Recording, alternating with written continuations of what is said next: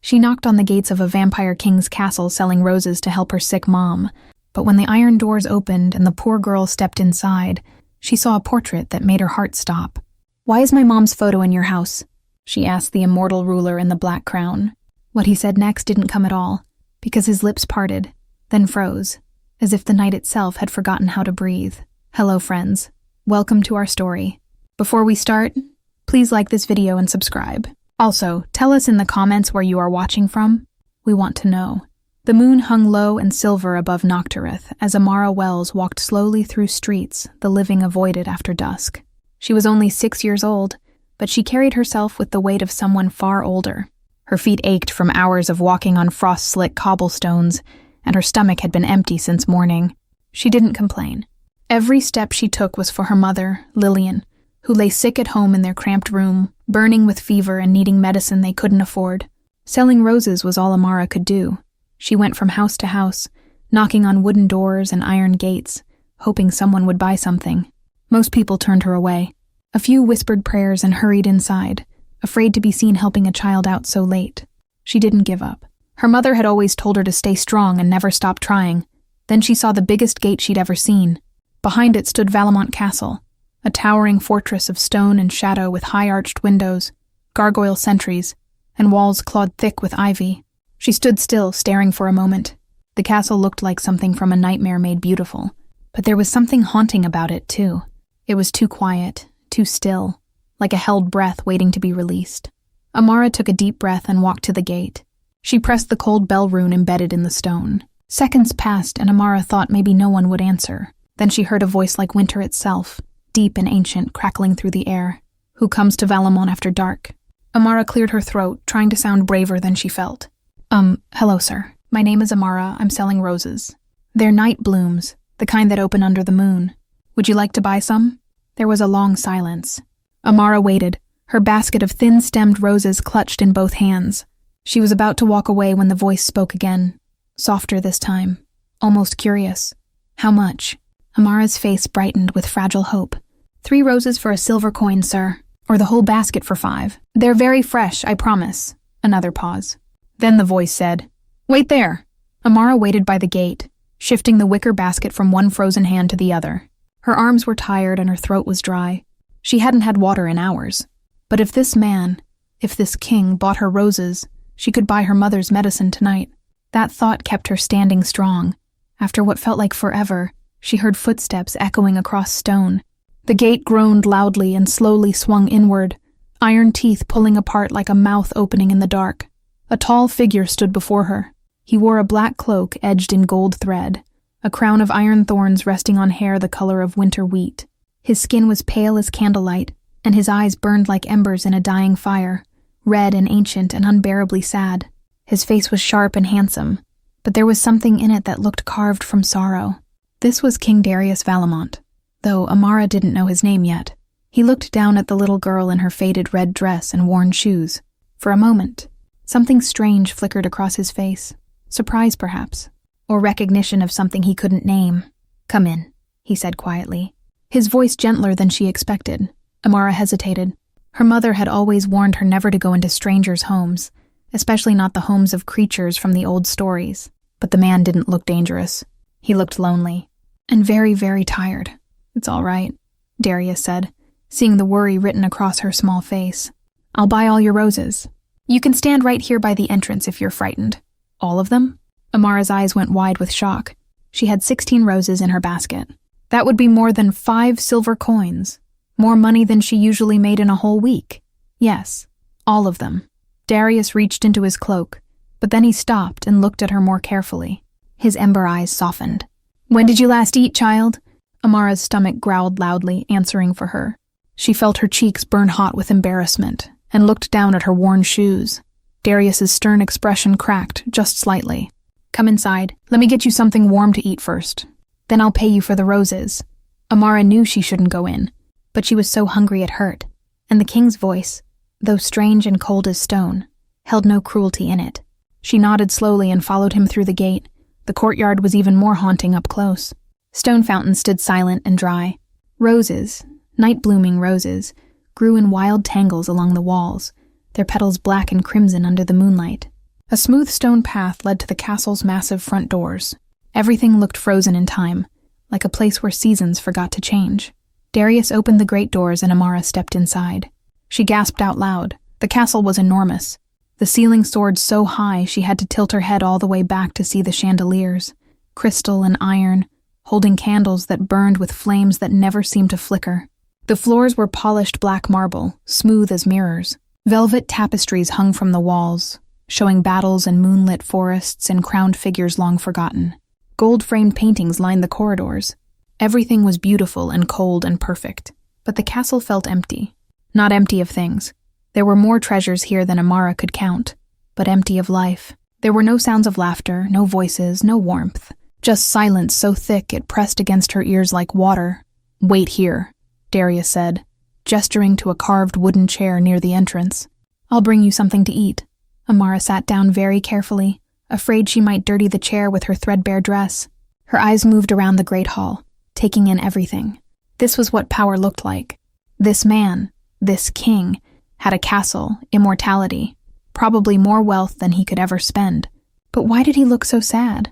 Why did his home feel like a tomb?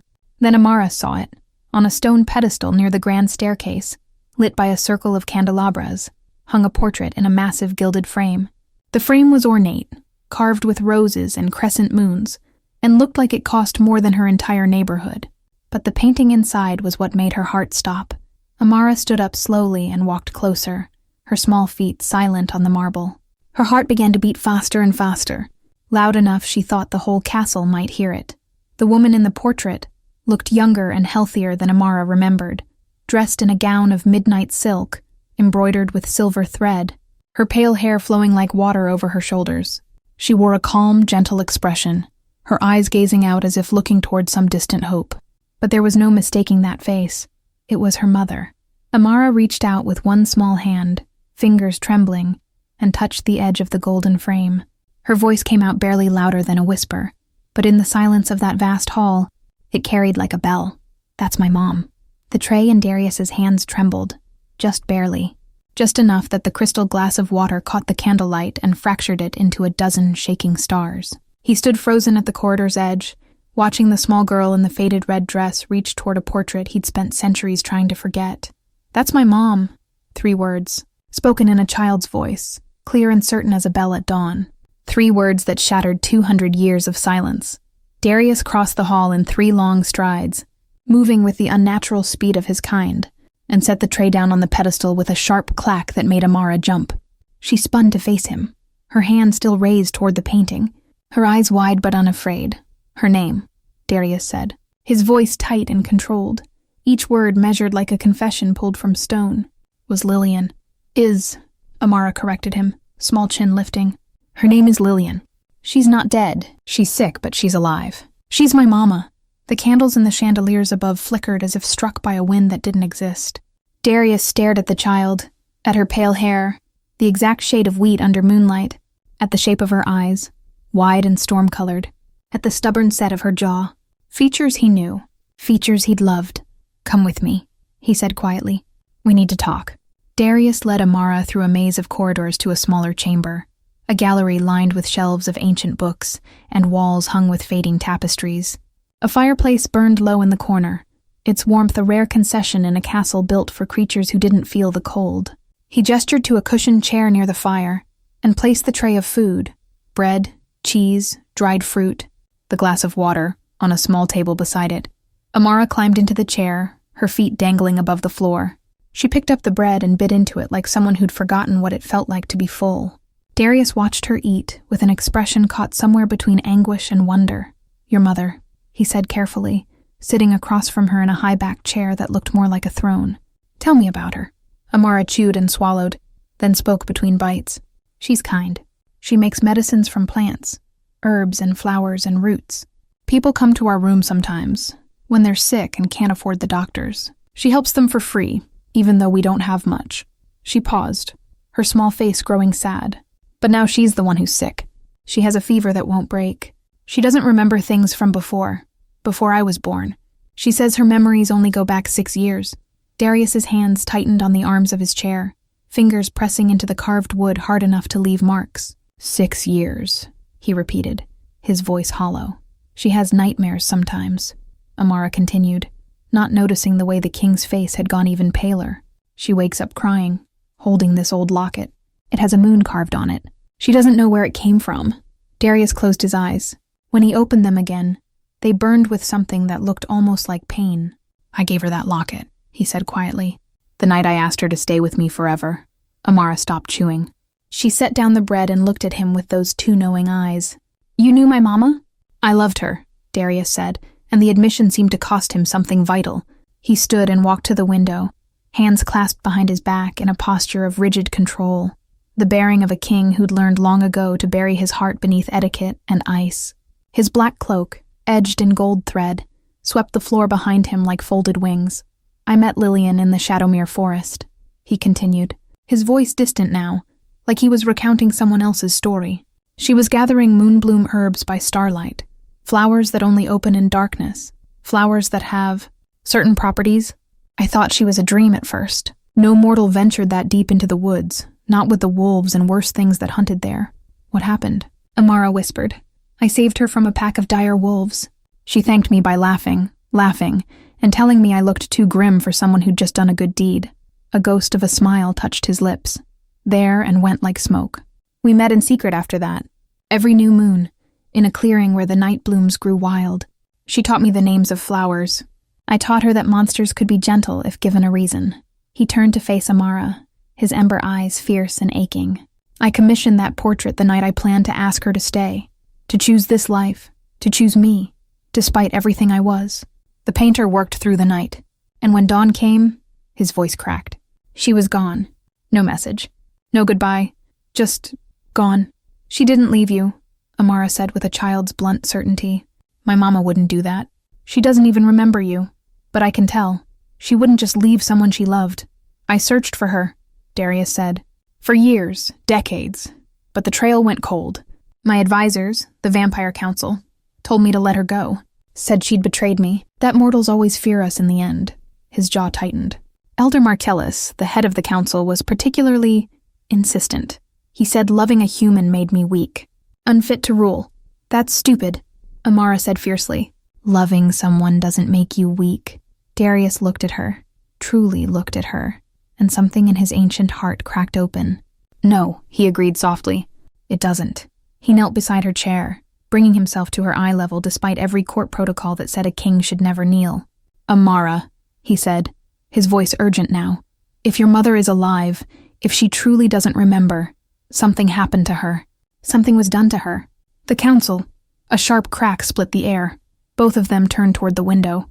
A raven, huge and black as spilled ink, had struck the glass with enough force to leave a spiderweb of cracks. It clung to the stone sill outside, its eyes gleaming red in the firelight. Tied to its leg was a small scroll sealed with wax the color of dried blood. Darius rose slowly, his hand moving to the hilt of a blade concealed beneath his cloak. Stay behind me, he told Amara. He opened the window. The raven hopped inside, dropped the scroll on the floor, and flew back into the night with a harsh cry that sounded almost like laughter. Darius picked up the scroll and broke the seal. His face went completely still as he read, the kind of stillness that comes before violence. What does it say? Amara asked, climbing down from the chair. Darius looked at her, then at the portrait visible through the open gallery door, Lillian's painted face watching them across the centuries. It says, he replied, his voice colder than winter iron, the scent returns, the bloodline stirs. The council will convene at midnight. He crumpled the message in his fist. Someone has been watching us. Someone knows you're here. And in the castle's shadowed halls, the candles began to flicker, one by one, as if something ancient and hungry had just woken from a very long sleep. The crumpled message burned in the fireplace, edges curling black as the wax seal hissed and spat.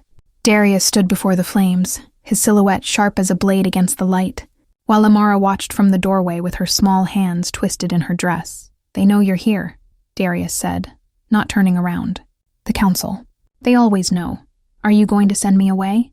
Amara's voice was small but steady. Darius turned to face her. In the firelight, his eyes looked less like embers and more like wounds. No, he said, but I need to understand what happened, what was done to your mother, and I need to understand it quickly. He crossed to her and offered his hand. Come with me. The Hall of Records lay deep in the castle's eastern wing, behind a door carved with symbols that made Amara's eyes water when she tried to read them. Inside, the air smelled of old parchment and dried ink, and secrets kept too long. Shelves stretched toward a vaulted ceiling, crammed with scrolls and ledgers and books bound in leather so ancient it looked like stone. Darius moved with purpose, his cloak sweeping across the dusty floor as he pulled volumes from high shelves with practiced ease. He spread them across a wide oak table beneath a candelabra, the pages crackling as he turned them. "Here," he said, pointing to a sketch rendered in fading charcoal. This was Lillian's shop. Amara climbed onto a chair and leaned over the drawing. It showed a small building with a painted sign, Wells Apothecary, and windows filled with hanging herbs. A figure stood in the doorway, smiling, her hair tied back with a ribbon. "She looks happy," Amara whispered. "She was," Darius said quietly. "She loved her work. I love helping people." He turned more pages, revealing sketches of the Shadowmere forest, maps marked with small crescent moons, receipts for rare ingredients, evidence of a life carefully documented. Then he stopped at a page that held a letter, unfinished, the ink faded to brown. "My dearest Lillian, the council grows suspicious. They watch my movements, question my absences. I can no longer meet you in the clearing without risking your safety. I have a proposal, one I should make on bended knee, with better words than these. Come to Valemont. Let me offer you sanctuary within these walls. Let me offer you everything I have, everything I am. Let me—" The letter ended there mid-sentence as if the writer had been interrupted. "Or had lost his nerve. You never sent it," Amara said. "I planned to give it to her the night of the portrait," Darius replied, his jaw tight. "But she vanished before dawn. I thought—" He closed his eyes. "I thought she'd seen what I truly was. Immortal, unchanging, wrong, and decided she couldn't bear it." Amara shook her head firmly. "Mama doesn't remember any of this. When I ask about my papa, she just looks sad and says she doesn't know. She can't remember anything from before I was born, only the last 6 years." She reached into the collar of her dress and pulled out a thin chain. Dangling from it was a tarnished silver locket, small enough to fit in a child's palm. "Only this. She says she woke up with it 6 years ago, in a room she didn't recognize, and she's kept it ever since." Darius went utterly still. Then, slowly, he reached out and took the locket in his fingers, cradling it like something holy or heartbreaking. He pressed the tiny clasp and it opened with a soft click. Inside was a miniature engraving, 2 crescents intertwined, forming a circle that held a single star. "I had this made," he said hoarsely. "It was the night I planned to ask her. The crescents represent mortal and immortal, 2 halves meant to meet. The star—" His voice broke. "The star was the hope we might create something neither of us could make alone." Amara looked from the locket to his face. "You were going to marry her." "Yes. Then someone took her away from you." Darius's ember eyes blazed. "Yes." He stood abruptly and led Amara back through the corridors to the great hall, moving so fast she had to run to keep up. They stopped before the massive portrait, that gilded frame catching the candlelight like trapped sunshine. Darius knelt beside Amara, bringing himself to her level, both of them staring up at Lillian's painted face. Amara reached out and traced the edge of the portrait with one small fingertip, following the line of her mother's cheek, the fall of her hair. "She looks like she's waiting for something," the girl whispered. "She was waiting for a future that never came," Darius said. He studied Amara's profile, the angle of her nose, the shape of her ears, the way she tilted her head when thinking, features he knew by heart. "How old are you, Amara?" 6, almost 7, 6 years. The same amount of time Lillian could remember. "Someone didn't just take her," Darius said, his voice dropping to something dangerous and cold.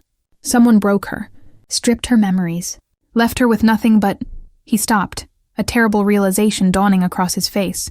"Left her with just enough memory to raise a child. Why would someone do that?" Amara asked.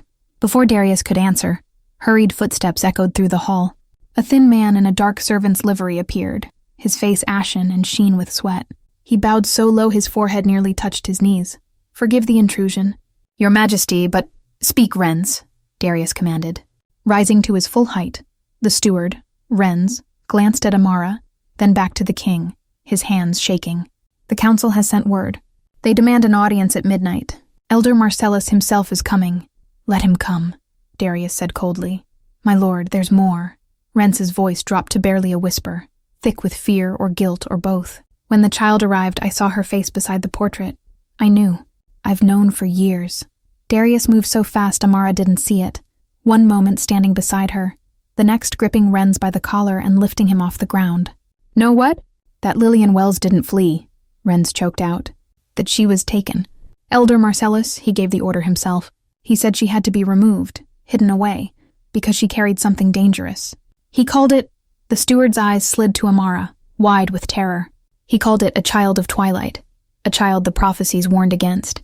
A child who could— Finish your sentence, Darius said, his voice laced with barely leashed violence. Renz whispered, a child who could break the council's hold on this kingdom, who could walk between night and day, who could make us— Mortal again, Darius released him.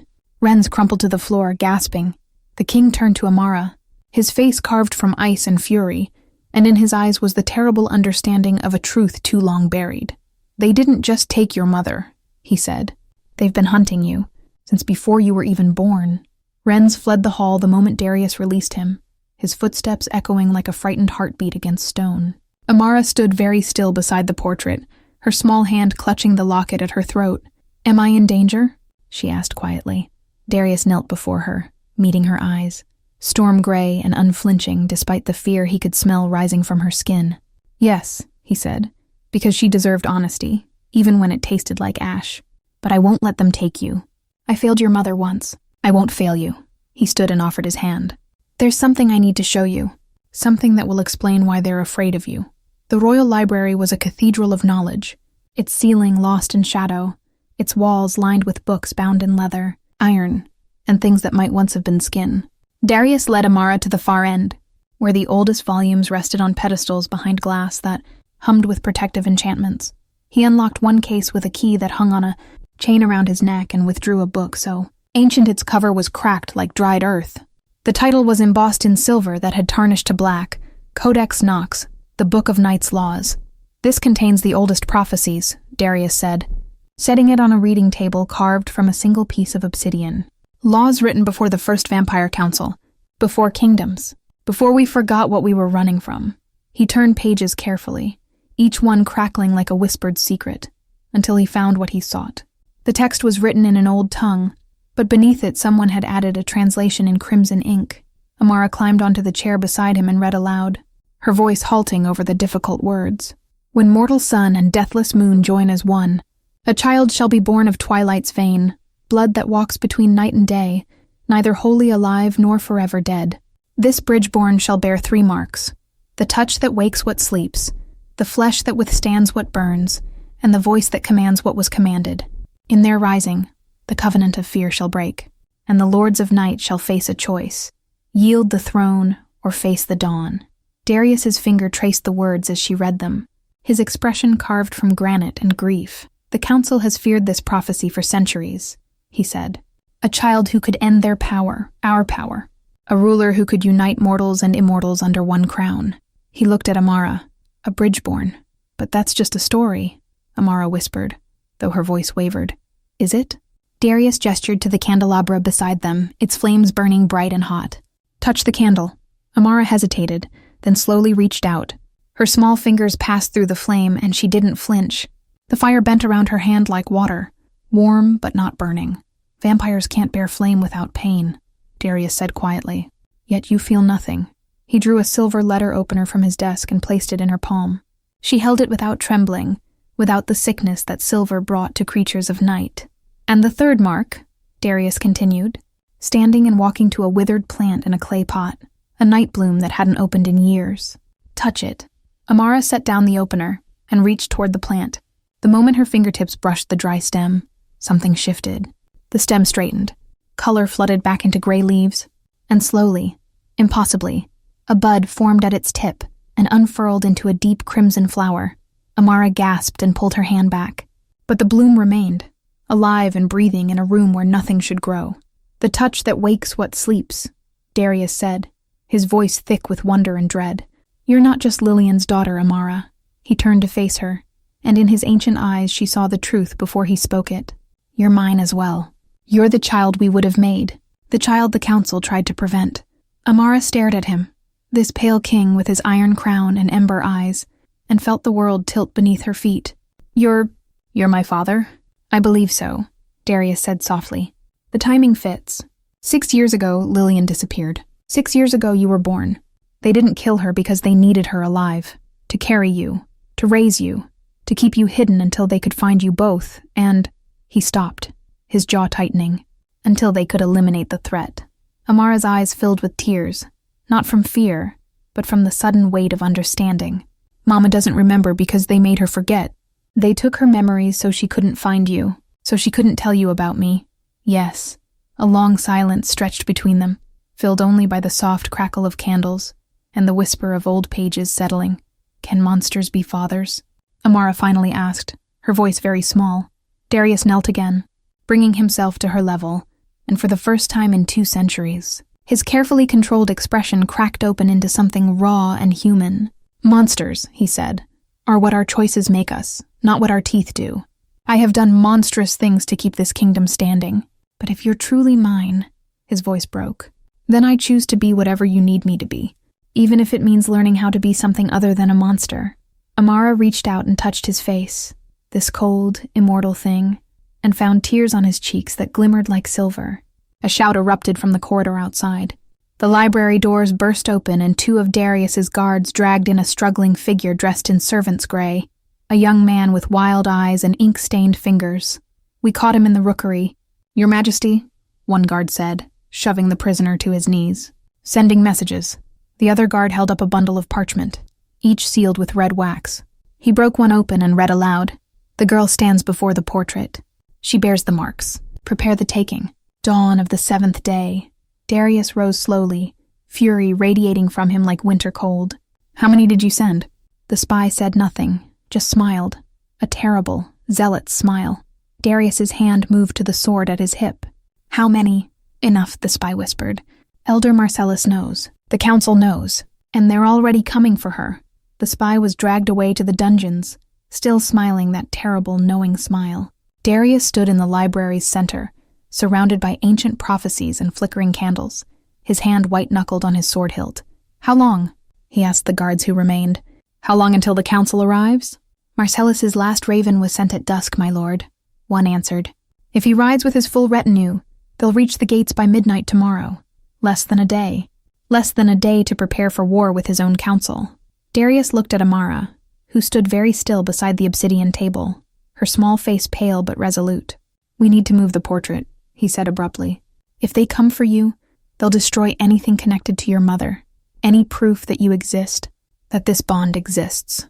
He strode from the library with Amara hurrying behind, back through the corridors to the great hall where Lillian's portrait hung in its gilded frame. The candlelight seemed dimmer now, as if the castle itself sensed the coming storm.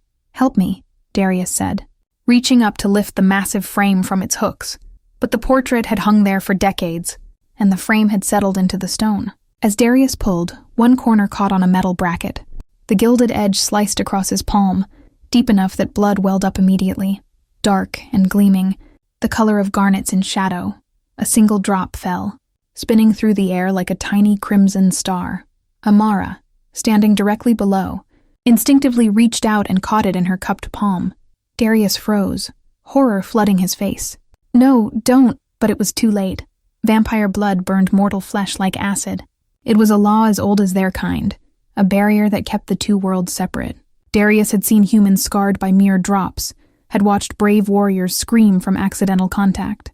Amara didn't scream. The blood touched her palm and changed. Instead of burning, it cooled, spreading across her skin like liquid silver, branching into delicate lines that formed a perfect star with 5 points. The mark glowed softly, pulsing in rhythm with her heartbeat. Every torch in the great hall suddenly flared brighter, their flames leaping upward as if pulled by invisible strings, as if bowing. Darius descended the stairs in 2 bounds and knelt before her, taking her small hand in both of his. The star mark shimmered between them, neither painful nor fading, permanent, undeniable. Blood answers blood, he whispered, his voice cracked with wonder. The old magic, the binding that can't be forged or faked. He looked up at her, tears streaking his pale face. You truly are mine. My daughter. My child. Amara stared at the mark, then at him. Does it mean I'm like you now? No, Darius said gently. It means you're something new. Something better. The bridge the prophecy promised. A commotion erupted from the corridor.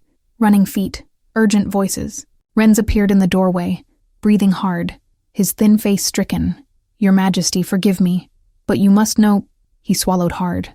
"The Council's watchers aren't just here. They've had eyes on Lillian Wells for years. If you claim the child openly, if you invoke royal protection, Marcellus will strike at the mother first. He'll use her to draw the girl out." Darius stood, his expression hardening into something terrible and kingly. "Then we bring Lillian here. Tonight. Now." He turned to the guards. "Summon my fastest night riders. Send them to—" He looked at Amara. "Where is your home?" "The beggar's quarter," Amara said quietly. "Thornwick Alley, the blue door with the cracked step." "Thornwick Alley," Darius repeated to the guards. "Bring Lillian Wells to Valamont under full escort. Tell her," he hesitated. "Tell her the king requests her presence. Tell her it concerns her daughter's safety. Nothing more." The guards bowed and vanished. Darius knelt before Amara again and spoke with formal precision. Each word weighted with ancient power. "By the old law and the covenant of stone, I claim you, Amara Wells, as ward of House Valamon. My roof is your shelter, my blade is your shield. My life stands between you and all who would do you harm." His ember eyes burned. "Do you accept this protection?" Amara understood somehow that this was more than words. This was magic, binding and unbreakable. She nodded. "I accept." The star mark on her palm flared brightly, and somewhere deep in the castle's foundations, something ancient stirred and settled, like a great beast acknowledging a new truth. "Good," Darius said, some of the tension leaving his shoulders. "Now we wait for your mother and we prepare." "Prepare for what?" Amara asked. "For the council. For Marcellus. For—" He stopped. In the sudden silence, Amara heard it too, a sound she'd learned from the castle, a sense Darius had been teaching her in quiet moments. The way stone breathed, the way wind moved through corridors, the way the very bones of Valamont shifted and settled. Something was wrong. "Do you feel that?" she whispered. Darius tilted his head, listening with senses far sharper than human. His eyes widened. "Get behind me, now!" The explosion came from the eastern courtyard, a sound like thunder trapped in stone, followed by screams and the clash of steel. The floor trembled. Dust rained from the ceiling. Guards burst into the hall, weapons drawn. "Your Majesty, the outer wall, it's been breached. Multiple hostiles bearing Marcellus's colors." Darius drew his sword, the blade singing as it cleared the scabbard. Old steel, dark and deadly. "How many?" "At least 20. They came with explosives and siege equipment. They're not here to talk, my lord." Darius looked down at Amara, at the star mark glowing on her palm, at the face so like Lillian's it made his heart fracture.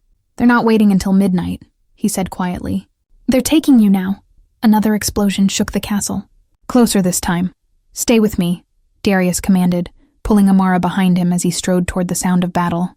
"And whatever happens, whatever you see me become, remember that monsters are choices, not teeth." The great doors of the hall burst open, and the night poured in with steel and fury. The attacking force didn't breach the inner halls. Darius's guards met them in the courtyard with a ferocity that turned the night into a canvas of steel and shadow. But the message was clear. Marcellus wasn't coming to negotiate. He was coming to take what he believed belonged to the council. By the time the skirmish ended, with the attackers either dead or fleeing into the night, Darius had made his decision. "Summon everyone," he commanded, standing in the blood-spattered courtyard with Amara tucked safely behind him. Every noble, every counselor, every vampire standing within a night's ride. "Send word to the territories. I'm invoking an ancient right." His captain stared at him. "My lord, are you certain? Once invoked, it cannot be withdrawn." "I'm certain," Darius said coldly. "Let Marcellus come with his accusations and his fear. We'll meet him with a law older than his hatred." By the following midnight, the grand hall had been transformed. Every candelabra blazed with light. The marble floors gleamed like black mirrors. And the hall was packed with witnesses, vampire nobles in their ancient finery, lesser lords clutching ceremonial weapons, scholars from the archives, and guards lining every wall. At the center, on a raised dais, sat the throne of Valamont, iron and stone, crowned with thorns. Darius stood before it, not sitting, his hand resting on Amara's shoulder. The child wore a simple velvet dress hastily provided by the castle seamstresses, deep midnight blue that made her pale hair shine like starlight. The star mark on her palm was visible to everyone, glowing softly in the candlelight. Behind them, Lillian's portrait had been moved to the dais, a silent witness to the proceedings. The great doors opened with a groan of ancient hinges. Elder Marcellus entered like winter-made flesh. He was tall and gaunt, his face all sharp angles and aristocratic contempt. His robes were white, the color of council authority, edged in silver thread that caught the light like frozen lightning. His eyes were pale gray, almost colorless, and burned with the certainty of the righteous. Behind him came a retinue of council guards, their armor black and polished to a killing shine. The crowd parted as he walked, some bowing, others watching with barely concealed fear. Marcellus stopped 10 paces from the dais and inclined his head, just barely, the minimum respect owed to a king. "Your Majesty," he said, his voice smooth and cold as a blade drawn from ice. "You've summoned us under ancient rite. A grave matter, I presume?" "Grave enough," Darius replied. "I invoke trial by truth, the old law that binds us all, council and crown alike. All testimony given here tonight is bound by blood and magic. Lies spoken under this covenant turn to ash on the tongue. Do you acknowledge the law?" A murmur rippled through the crowd. Trial by truth hadn't been invoked in over a century. It was a relic from the early days, when vampire law was enforced by magic rather than might. Marcellus's expression didn't change, but something flickered in those pale eyes. "I acknowledge it," he said slowly. "As must you, Your Majesty. What is spoken here cannot be unsaid." "Good," Darius said. He gestured to Amara. "Then let me present Amara Wells, daughter of Lillian Wells, a mortal woman who was taken from my protection 6 years ago. A woman I loved. A woman who carried my child." The hall erupted in gasps and furious whispers. Several nobles clutched their weapons. Others stared at the child with expressions ranging from horror to fascination. Marcellus laughed, a thin, bitter sound. "Your Majesty confesses to the very weakness that endangers our kind. You bred with a mortal, breaking the oldest taboo, and now present the abomination as if it were a treasure." He pointed at Amara. "That child is the bridge-born of the prophecy, a threat to every vampire in this kingdom. She must be surrendered to the council for testing and appropriate measures." "Testing," Darius repeated, his voice dropping to something dangerous. "You mean execution?" "I mean protection," Marcellus said smoothly. "Protection of our way of life. Protection from the prophecy that promises our destruction." Amara stepped forward, slipping from beneath Darius's hand before he could stop her. She looked so small in that vast hall, surrounded by predators in human form, but her voice rang out clear and fearless. "Is the truth scary for you?" The hall went utterly silent. Marcellus's pale eyes fixed on her. "What did you say, child?" "You're scared," Amara said simply. "You talk about protection and testing, but really you're just scared. Because the prophecy says someone like me might change things, might make people stop being afraid of you." She tilted her head. "Is that why you took my mama? Because you were scared?" The murmur that ran through the crowd was different now, uncertain, questioning. Darius reached into his cloak and withdrew the silver locket, holding it up so the candlelight caught it. "This locket was my betrothal gift to Lillian Wells. She wore it the night she vanished." He looked at Marcellus. "Under trial by truth, Elder, tell this assembly. Did you have knowledge of Lillian Wells's disappearance?" Marcellus's jaw tightened. "I knew she was removed, yes.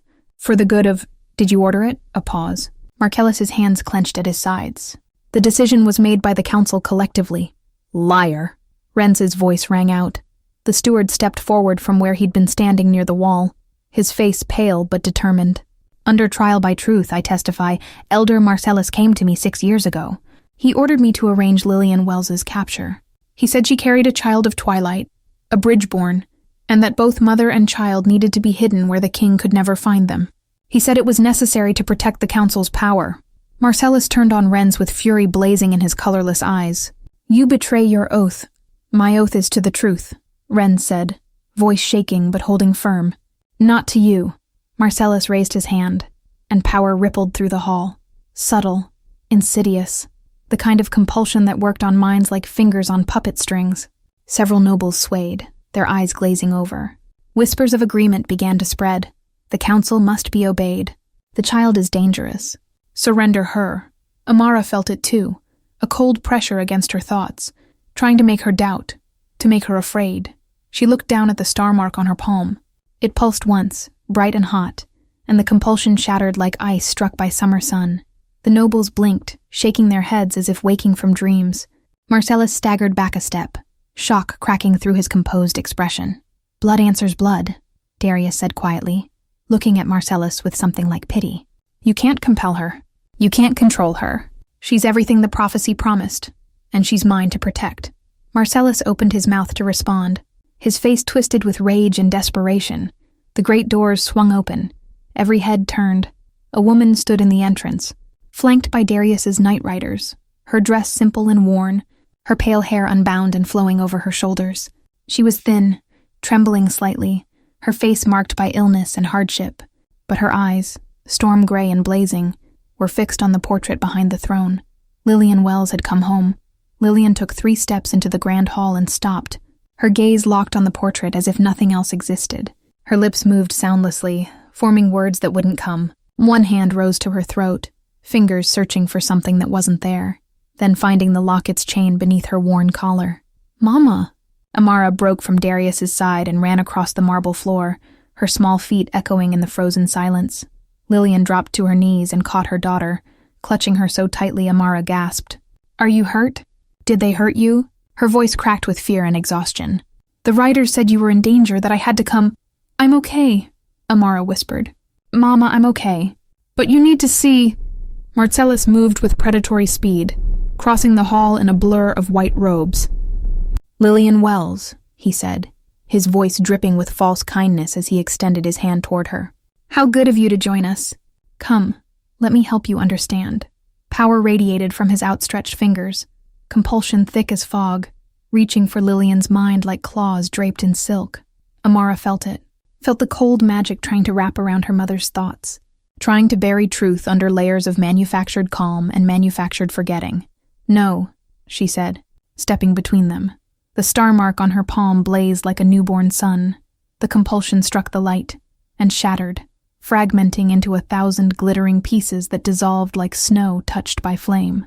The backlash hit Marcellus like a physical blow, sending him stumbling backward with a hiss of pain, and in Lillian's mind, something broke.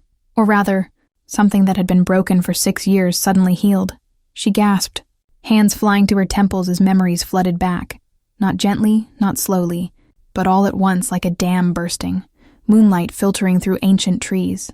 A clearing filled with night-blooming roses. Darius kneels before her, his ember eyes soft and vulnerable, offering a ring hidden inside a silver locket. "Stay with me," he'd whispered. "Choose me. Choose us." Her hands in his hair, pulling him close. Yes, always yes. Walking home through the forest at dawn, the locket warm against her heart, planning how to tell her family, how to explain loving something the world called monster, a hand clamping over her mouth, cloth pressed to her face, bitter and chemical, chloroform, the scent of it drowning her protests, waking in darkness. Stone walls, chains, a voice like winter, Marcellus's voice, explaining with cruel patience. The child you carry cannot be allowed to exist, but killing a king's beloved would start a war, so you'll be kept alive but emptied, your memories taken, your past erased. You'll raise the child in poverty and ignorance, and when the time comes, we'll collect what you've grown for us. Magic like ice spreading through her mind, memories freezing, cracking, falling away like snow from a roof. The last thing she remembered before the darkness took her completely was Darius's face. Lillian's eyes snapped open, clear and blazing with 6 years of stolen truth. She looked past Amara, past the assembled nobles directly at Marcellus. "You," she breathed, the word sharp as a blade. "You took me. You stole my life. You buried my memories and left me with nothing but—" Her voice broke. "Nothing but just enough to raise her alone. To keep her safe for you to harvest." The hall erupted in gasps and furious murmurs. Nobles turned to stare at Marcellus, hands drifting toward weapons. Even his own guards looked uncertain. "Lies," Marcellus spat, but his composure was cracking like ice in spring. "The woman is confused, influenced by the child's unnatural trial by truth." Darius's voice cut through the chaos like a sword through silk. He descended from the dais, moving with lethal grace. "You agreed to its terms, Marcellus." Lies turned to ash on the tongue. "So speak, did you order Lillian Wells taken? Did you have her memories stripped? Did you plan to kill her child once the prophecy revealed itself?" Marcellus's mouth opened. No words came out, only a thin stream of gray ash that spilled from his lips like sand. The hall went deathly silent. The elder clawed at his throat, trying to speak, but only more ash emerged. The magic of trial by truth had judged him and found him wanting. Lillian stood slowly, Amara still pressed against her side. She looked at Darius for the first time since entering, really looked at him, and her face crumpled with recognition, and grief, and hope, and fury all tangled together. Darius, she whispered. He stood frozen. This ancient king who'd faced armies and centuries, undone by a single word spoken by the woman he'd mourned for 6 years. Lillian, he managed. I looked for you. I never stopped. I know, she said, tears streaming down her face. I remember. I remember all of it. Amara looked between them, her mother and the vampire king, the mortal and the immortal, the two halves of the prophecy that had made her, and felt something settle in her chest, warm and right and whole. Then Marcellus moved, ash still falling from his lips. Face twisted with desperate rage, he lunged toward Amara with a blade drawn from his robes, silver and cruel, meant for killing things that shouldn't exist. If I can't have the child, he snarled through the ash, no one will. Steel flashed. Shouts erupted. Lillian screamed. Darius was already moving, sword singing as it cleared its sheath. But he was 3 steps too far. Amara's bare feet touched the cold marble floor, and something ancient stirred in the stone beneath Valamont Castle. Something that recognized her blood, her heritage, her right to stand in this hall. Vines burst through the cracks between marble tiles, night-blooming roses, thorned and wild, growing with impossible speed. They erupted around Amara in a protective circle, their stems thick as a man's wrist, their thorns like silver daggers. Marcellus's lunge ended with thorns piercing through his robes, pinning his wrists and ankles, holding him suspended like a butterfly on display. The grand hall plunged into chaos. Nobles shouting, guards drawing weapons, magic crackling through the air like lightning before a storm. And at the center of it all stood a 6-year-old girl with roses at her feet and starlight in her palm, teaching an ancient castle what it meant to defend what it loved. The thorns held Marcellus suspended, his silver blade fallen and clattering across the marble. He struggled against the vines, but each movement only drove the thorns deeper. The roses pulsed with Amara's heartbeat, drinking his strength, not his blood, not his life, but the ancient power that made him what he was. Release me, Marcellus hissed, his pale eyes wild. You don't understand what you're protecting. That child will destroy everything we've built. Everything you've built on fear, Darius corrected, his sword still drawn, its dark blade gleaming in the candlelight. He moved closer, each step deliberate and deadly. On lies, on stolen lives and buried truths. Marcellus wrenched one arm partially free, thorns tearing through his white robes, leaving crimson streaks. With a burst of desperate strength, he ripped himself loose and lunged, not for Amara this time, but for Darius. His hands curled into claws edged with centuries of refined killing technique. Steel met flesh with a sound like breaking bells. They fought among the pillars of the grand hall, 2 ancient predators, their movements too fast for mortal eyes to follow. Darius's blade sang old songs of war, forms perfected before kingdoms had names. Marcellus fought with claws and speed and the vicious certainty of someone who had nothing left to lose. Sparks flew where claws met steel. The stone cracked where bodies slammed against pillars. The watching nobles pressed back against the walls, some cheering, others silent with terror. Lillian pulled Amara close, shielding her daughter's eyes. But Amara watched anyway. Watched as the vampire king fought not for power or pride, but for the right to protect what he loved. Darius drove Marcellus back, step by step, until the elder's shoulders hit the base of the throne's dais. The king's blade came to rest against Marcellus's throat, pressed just hard enough to dimple the skin without breaking it. I have the right, Darius said quietly, his voice carrying through the silent hall. By ancient law, by trial, by truth, by your own attack on one under my protection, I have the right to take your head. Marcellus smiled bitterly, ash still clinging to his lips. Then do it. Prove you're still the monster they crowned. Darius held the blade steady for a long moment. Every vampire in the hall watched, waiting to see what their king would choose. Then he lowered the sword. No, he said. Monsters are what our choices make us, and I choose mercy, not for your sake, but as a lesson for this court. He turned to address the assembled nobles.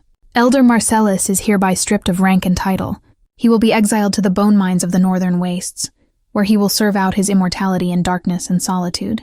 Let him have centuries to reflect on what his fear cost. A collective exhale moved through the crowd. Relief, surprise, grudging respect. Marcellus sagged against the dais, the fight draining out of him like water through cracked stone.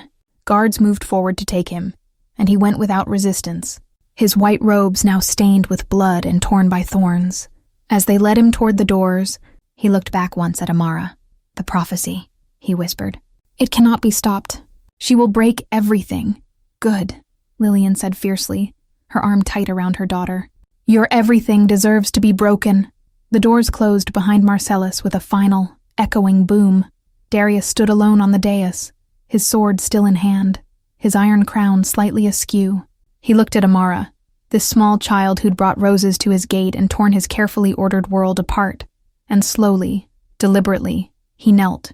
The entire hall gasped. A king did not kneel. Not to anyone. Not ever. Amara Wells, Darius said, his voice formal but threaded with emotion that made it crack. Child of Lillian, bearer of the twilight vein, daughter of my blood and heart, do you wish to be known as mine? Not by force or prophecy, but by choice? Amara looked up at her mother. Lillian's face was wet with tears, but she was smiling, really smiling for the first time in 6 years. She nodded. Amara stepped forward and placed her small hand in Darius's much larger one. The star mark on her palm flared bright, and his blood bond answered with light of its own. I do, Amara said clearly. I choose you.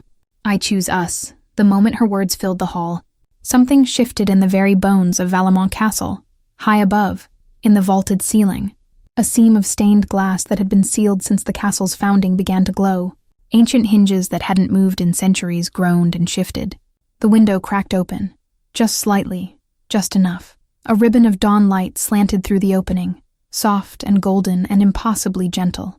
It fell across the marble floor like a blessing, illuminating the roses at Amara's feet, touching the edges of Darius's cloak, painting Lillian's hair with fire.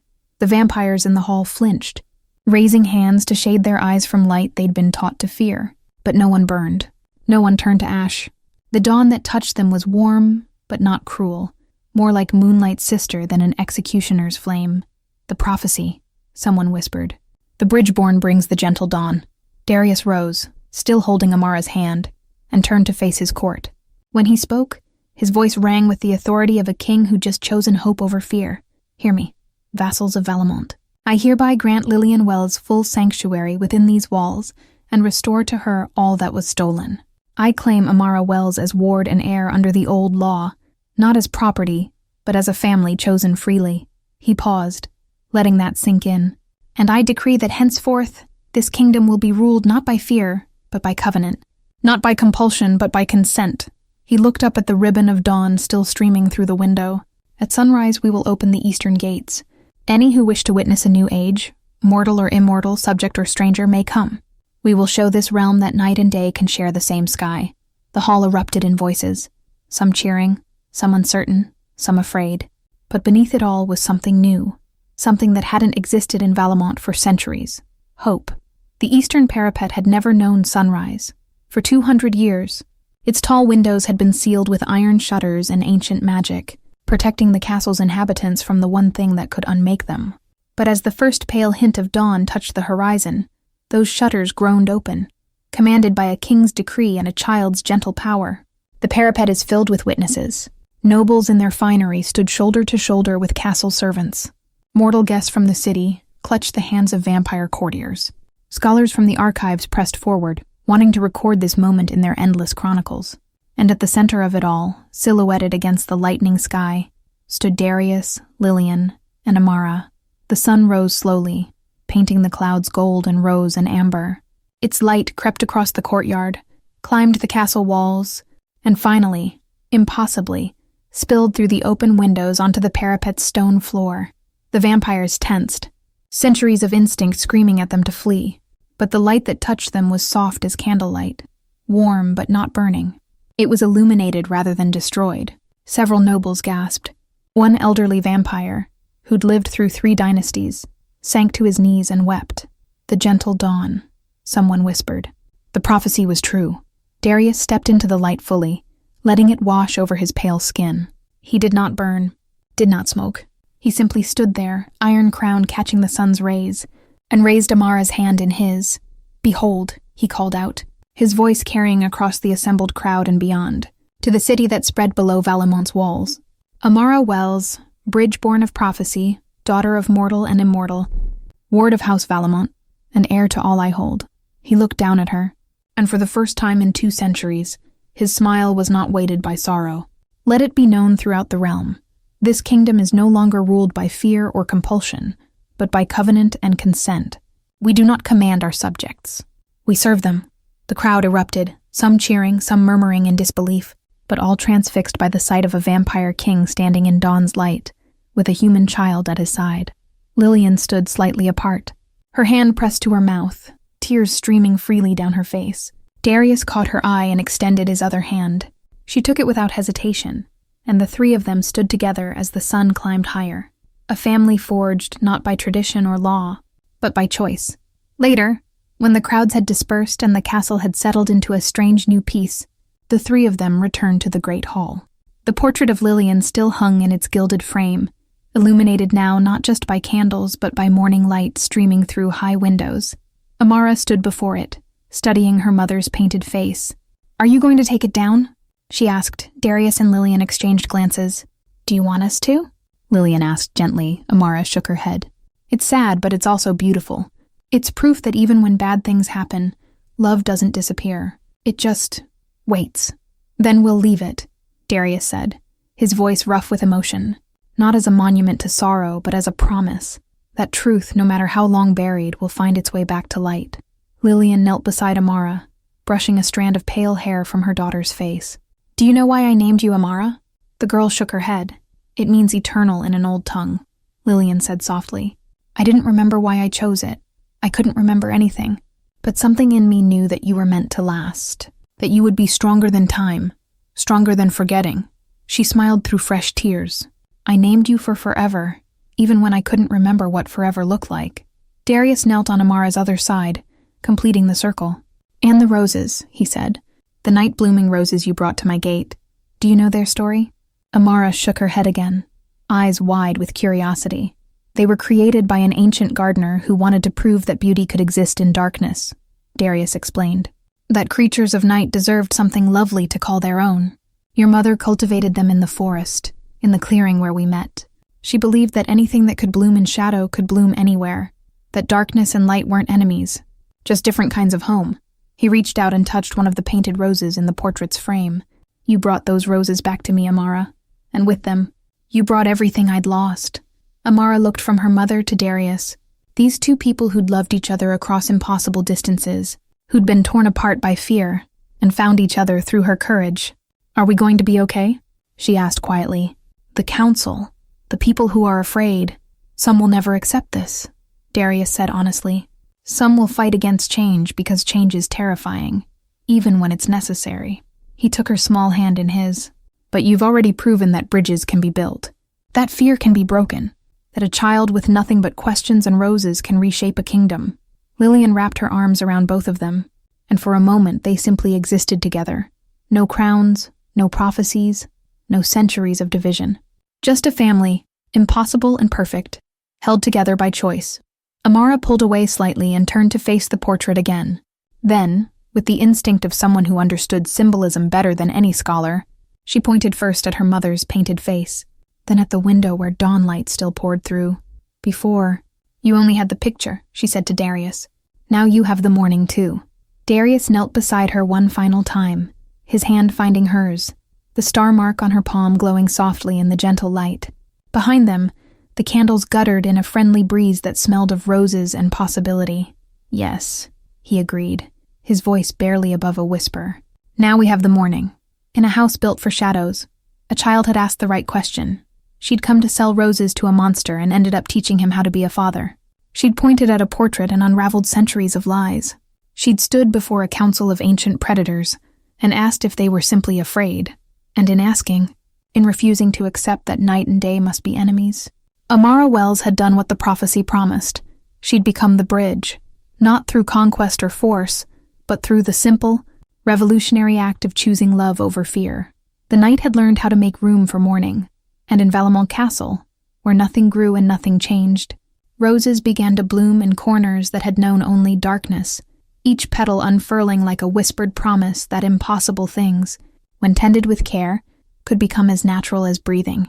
Thank you so much for joining us on Amara's journey. If you loved this story, please give it a like and share it with anyone who enjoys vampire romance, gothic fairy tales, or powerful family stories. Subscribe to our channel for more epic tales like this one.